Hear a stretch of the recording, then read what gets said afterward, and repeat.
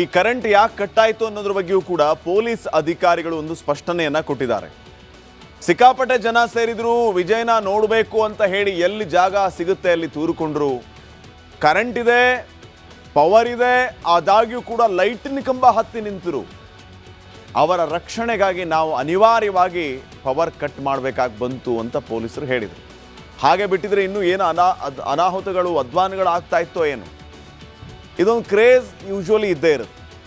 ತಮ್ಮ ನೆಚ್ಚಿನ ನಾಯಕ ನಟ ಬರ್ತಾರೆ ಅಂತಂದರೆ ನೋಡೋದಕ್ಕೆ ಎಲ್ಲರೂ ಕೂಡ ನುಗ್ಗಿ ಬರ್ತಾರೆ.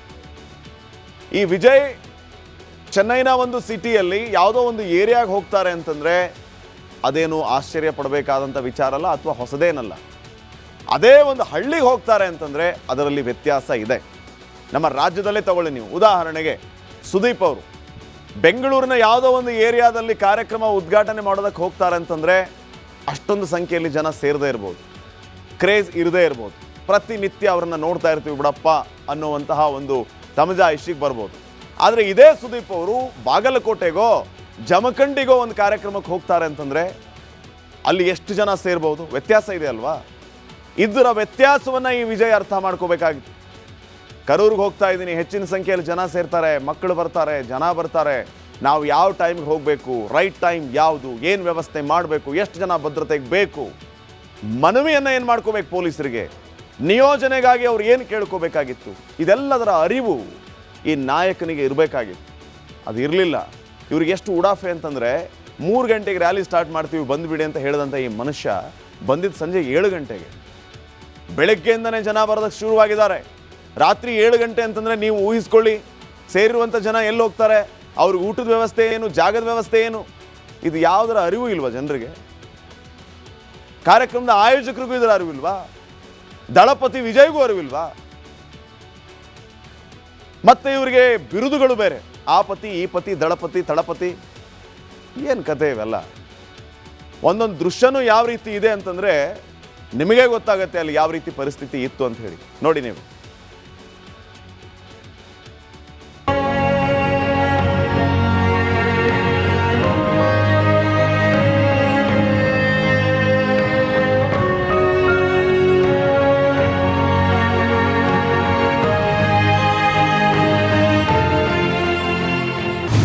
ದೃಶ್ಯ 1. ಕರೂರಿನಲ್ಲಿ ಸುನಾಮಿಯಂತೆ ಅಪ್ಪಳಿಸಿದ ಜನ. சாப்பிட்டீங்களா எல்லாரும்? சாரி கொஞ்சம் லேட் ஆயிடுச்சு.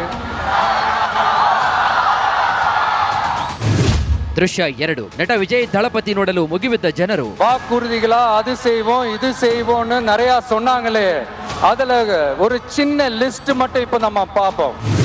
ದೃಶ್ಯ 3. ದಳಪತಿ ರ್ಯಾಲಿಯಲ್ಲಿ ದಿಢೀರ್ ನೂಕುನುಗ್ಗಲು.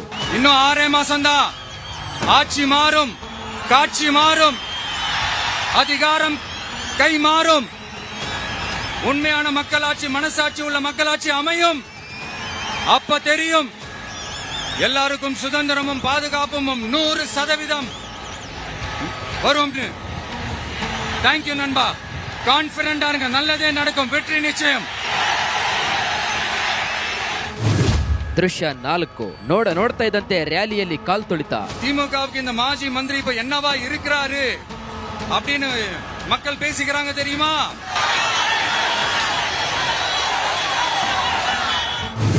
ದೃಶ್ಯ 5. ಯುವಕರು, ಮಕ್ಕಳು, ಮಹಿಳೆಯರು ದಿಕ್ಕಾಪಾಲು.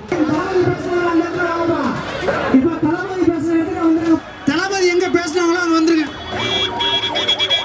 பொதுமக்களுக்கு தயவு செய்து ஒரு வேண்டுகோள். ದೃಶ್ಯ 6. ಉಸಿರಾಡಲಾಗದೆ ಜನರ ನರಳಾಟ.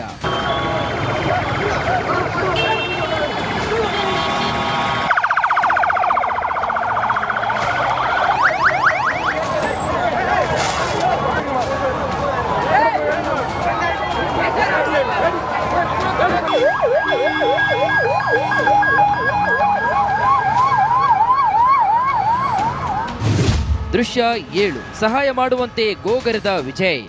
Police sir, please sir, please help sir, please. Thank you Nanam, thank you. See you all, thank you. Confident ஆருங்க, நல்லதே நடக்கும், வெற்றி நிச்சயம். மீண்டும் சந்திக்கும் வரை நன்றி வணக்கம். ದೃಶ್ಯ 8. ಒಬ್ಬೊಬ್ಬರೇ ಅಸ್ವಸ್ಥರು. சின்ன பையனை காண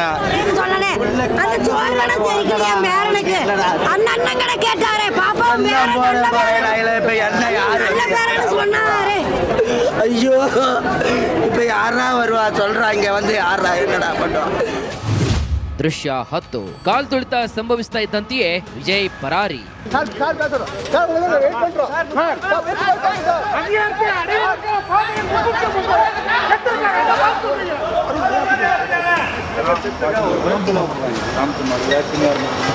ಬ್ಯೂರೋ ರಿಪೋರ್ಟ್, ರಿಪಬ್ಲಿಕ್ ಕನ್ನಡ.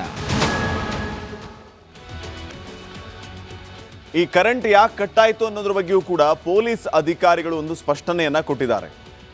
ಸಿಕ್ಕಾಪಟ್ಟೆ ಜನ ಸೇರಿದ್ರು, ವಿಜಯನ ನೋಡಬೇಕು ಅಂತ ಹೇಳಿ ಎಲ್ಲಿ ಜಾಗ ಸಿಗುತ್ತೆ ಅಲ್ಲಿ ತೂರಿಕೊಂಡ್ರು. ಕರೆಂಟ್ ಇದೆ, ಪವರ್ ಇದೆ, ಆದಾಗ್ಯೂ ಕೂಡ ಲೈಟಿನ ಕಂಬ ಹತ್ತಿ ನಿಂತರು. ಅವರ ರಕ್ಷಣೆಗಾಗಿ ನಾವು ಅನಿವಾರ್ಯವಾಗಿ ಪವರ್ ಕಟ್ ಮಾಡಬೇಕಾಗಿ ಬಂತು ಅಂತ ಪೊಲೀಸರು ಹೇಳಿದರು. ಹಾಗೆ ಬಿಟ್ಟಿದ್ರೆ ಇನ್ನೂ ಏನು ಅನಾಹುತಗಳು ಅಧ್ವಾನಗಳು ಆಗ್ತಾ ಇತ್ತೋ ಏನು. ಇದೊಂದು ಕ್ರೇಜ್ ಯೂಶ್ವಲಿ ಇದ್ದೇ ಇರುತ್ತೆ. ತಮ್ಮ ನೆಚ್ಚಿನ ನಾಯಕ ನಟ ಬರ್ತಾರೆ ಅಂತಂದರೆ ನೋಡೋದಕ್ಕೆ ಎಲ್ಲರೂ ಕೂಡ ನುಗ್ಗಿ ಬರ್ತಾರೆ. ಈ ವಿಜಯ್ ಚೆನ್ನೈನ ಒಂದು ಸಿಟಿಯಲ್ಲಿ ಯಾವುದೋ ಒಂದು ಏರಿಯಾಗೆ ಹೋಗ್ತಾರೆ ಅಂತಂದರೆ ಅದೇನು ಆಶ್ಚರ್ಯ ಪಡಬೇಕಾದಂಥ ವಿಚಾರ ಅಲ್ಲ, ಅಥವಾ ಹೊಸದೇನಲ್ಲ. ಅದೇ ಒಂದು ಹಳ್ಳಿಗೆ ಹೋಗ್ತಾರೆ ಅಂತಂದರೆ ಅದರಲ್ಲಿ ವ್ಯತ್ಯಾಸ ಇದೆ. ನಮ್ಮ ರಾಜ್ಯದಲ್ಲೇ ತಗೊಳ್ಳಿ ನೀವು. ಉದಾಹರಣೆಗೆ ಸುದೀಪ್ ಅವರು ಬೆಂಗಳೂರಿನ ಯಾವುದೋ ಒಂದು ಏರಿಯಾದಲ್ಲಿ ಕಾರ್ಯಕ್ರಮ ಉದ್ಘಾಟನೆ ಮಾಡೋದಕ್ಕೆ ಹೋಗ್ತಾರೆ ಅಂತಂದರೆ ಅಷ್ಟೊಂದು ಸಂಖ್ಯೆಯಲ್ಲಿ ಜನ ಸೇರದೇ ಇರ್ಬೋದು, ಕ್ರೇಜ್ ಇರದೇ ಇರ್ಬೋದು. ಪ್ರತಿನಿತ್ಯ ಅವ್ರನ್ನ ನೋಡ್ತಾ ಇರ್ತೀವಿ ಬಿಡಪ್ಪ ಅನ್ನುವಂತಹ ಒಂದು ತಮಜಾಯಿಷಿಗೆ ಬರ್ಬೋದು. ಆದರೆ ಇದೇ ಸುದೀಪ್ ಅವರು ಬಾಗಲಕೋಟೆಗೋ ಜಮಖಂಡಿಗೋ ಒಂದು ಕಾರ್ಯಕ್ರಮಕ್ಕೆ ಹೋಗ್ತಾರೆ ಅಂತಂದರೆ ಅಲ್ಲಿ ಎಷ್ಟು ಜನ ಸೇರ್ಬೋದು? ವ್ಯತ್ಯಾಸ ಇದೆ ಅಲ್ವಾ? ಇದರ ವ್ಯತ್ಯಾಸವನ್ನು ಈ ವಿಜಯ್ ಅರ್ಥ ಮಾಡ್ಕೋಬೇಕಾಗಿತ್ತು. ಕರೂರಿಗೆ ಹೋಗ್ತಾ ಇದ್ದೀನಿ, ಹೆಚ್ಚಿನ ಸಂಖ್ಯೆಯಲ್ಲಿ ಜನ ಸೇರ್ತಾರೆ, ಮಕ್ಕಳು ಬರ್ತಾರೆ, ಜನ ಬರ್ತಾರೆ, ನಾವು ಯಾವ ಟೈಮ್ಗೆ ಹೋಗಬೇಕು, ರೈಟ್ ಟೈಮ್ ಯಾವುದು, ಏನು ವ್ಯವಸ್ಥೆ ಮಾಡಬೇಕು, ಎಷ್ಟು ಜನ ಭದ್ರತೆಗೆ ಬೇಕು, ಮನವಿಯನ್ನು ಏನು ಮಾಡ್ಕೋಬೇಕು ಪೊಲೀಸರಿಗೆ, ನಿಯೋಜನೆಗಾಗಿ ಅವ್ರು ಏನು ಕೇಳ್ಕೋಬೇಕಾಗಿತ್ತು, ಇದೆಲ್ಲದರ ಅರಿವು ಈ ನಾಯಕನಿಗೆ ಇರಬೇಕಾಗಿತ್ತು. ಅದು ಇರಲಿಲ್ಲ. ಇವ್ರಿಗೆ ಎಷ್ಟು ಉಡಾಫೆ ಅಂತಂದರೆ 3 ಗಂಟೆಗೆ ರ್ಯಾಲಿ ಸ್ಟಾರ್ಟ್ ಮಾಡ್ತೀವಿ ಬಂದುಬಿಡಿ ಅಂತ ಹೇಳಿದಂಥ ಈ ಮನುಷ್ಯ ಬಂದಿದ್ದು ಸಂಜೆ 7 ಗಂಟೆಗೆ. ಬೆಳಗ್ಗೆಯಿಂದನೇ ಜನ ಬರೋದಕ್ಕೆ ಶುರುವಾಗಿದ್ದಾರೆ. ರಾತ್ರಿ 7 ಗಂಟೆ ಅಂತಂದರೆ ನೀವು ಊಹಿಸ್ಕೊಳ್ಳಿ, ಸೇರಿರುವಂಥ ಜನ ಎಲ್ಲಿ ಹೋಗ್ತಾರೆ, ಅವ್ರಿಗೆ ಊಟದ ವ್ಯವಸ್ಥೆ ಏನು, ಜಾಗದ ವ್ಯವಸ್ಥೆ ಏನು, ಇದು ಯಾವುದರ ಅರಿವು ಇಲ್ವಾ ಜನರಿಗೆ? ಕಾರ್ಯಕ್ರಮದ ಆಯೋಜಕರಿಗೂ ಇದರ ಅರಿವಿಲ್ವಾ?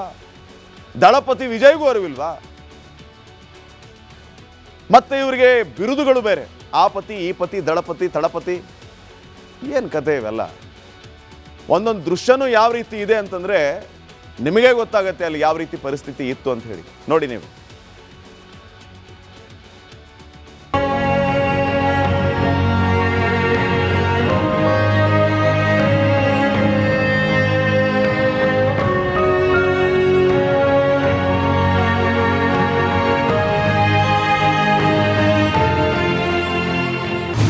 ದೃಶ್ಯ 1 ಕರೂರಿನಲ್ಲಿ ಸುನಾಮಿಯಂತೆ ಅಪ್ಪಳಿಸಿದ ಜನ. சாப்பிட்டீங்களா எல்லாரும்? சாரி கொஞ்சம் லேட் ஆயிடுச்சு. ದೃಶ್ಯ 2 ನಟ ವಿಜಯ್ ದಳಪತಿ ನೋಡಲು ಮುಗಿಬಿದ್ದ ಜನರು. வாக்குறுதிகளா அது செய்வோம் இது செய்வோம்னு நிறைய சொன்னாங்களே, அதுல ஒரு சின்ன லிஸ்ட் மட்டும் இப்ப நம்ம பார்ப்போம். ದೃಶ್ಯ 3 ದಳಪತಿ ರ್ಯಾಲಿಯಲ್ಲಿ ದಿಢೀರ್ ನೂಕು ನುಗ್ಗದವು. இன்னும் 6 மாசம்தான், ஆட்சி மாறும், காட்சி மாறும், அதிகாரம் கை மாறும், உண்மையான மக்களாட்சி, மனசாட்சி உள்ள மக்களாட்சி அமையும். அப்ப தெரியும் எல்லாருக்கும் சுதந்திரமும் பாதுகாப்பும் 100% வரும். தேங்க்யூ நண்பா, கான்பிடண்டா இருங்க, நல்லதே நடக்கும், வெற்றி நிச்சயம். ದೃಶ್ಯ 4 ನೋಡ್ತಾ ಇದ್ದಂತೆ ರ್ಯಾಲಿಯಲ್ಲಿ ಕಾಲ್ ತುಳಿತ. திமுகவுக்கு இந்த மாஜி மந்திரி இப்ப என்னவா இருக்கிறாரு அப்படின்னு மக்கள் பேசிக்கிறாங்க தெரியுமா?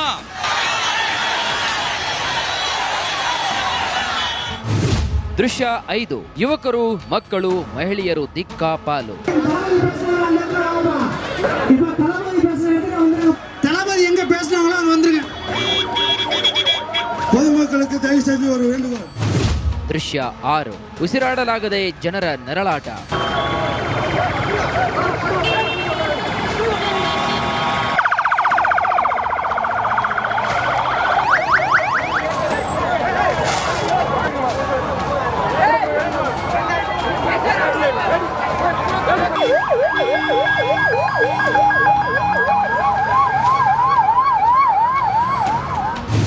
ದೃಶ್ಯ 7 ಸಹಾಯ ಮಾಡುವಂತೆ ಗೋಗರೆದ Vijay.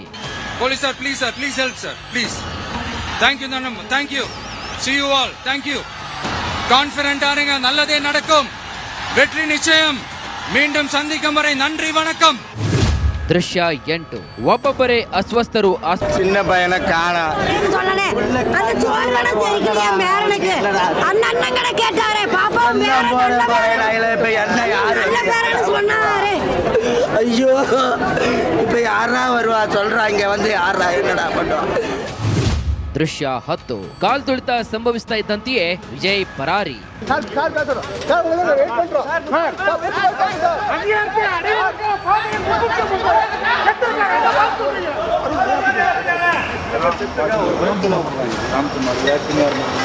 Bureau report, Republic Kannada.